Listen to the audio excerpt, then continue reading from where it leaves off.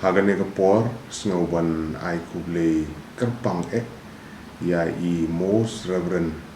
Archbishop Victor Lingdo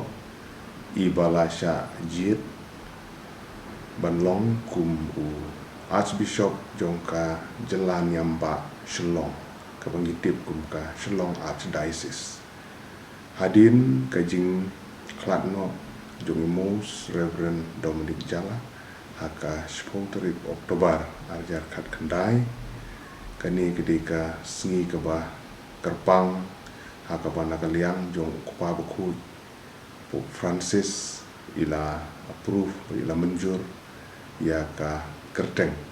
ka jong i Most Reverend Archbishop Victor Lingdo pan shimti kum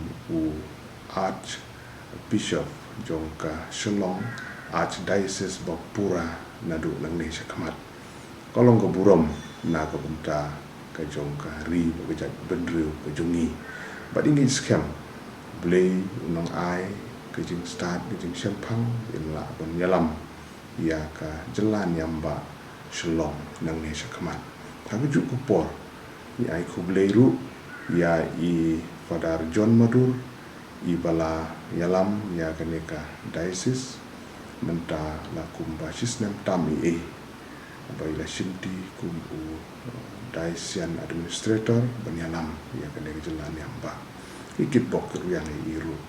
ban ngoban ai kublai kerpang ya ke ying sem ka jong i Most Reverend Archbishop Victor Lingdo baro ki bahing basem ki men ki parah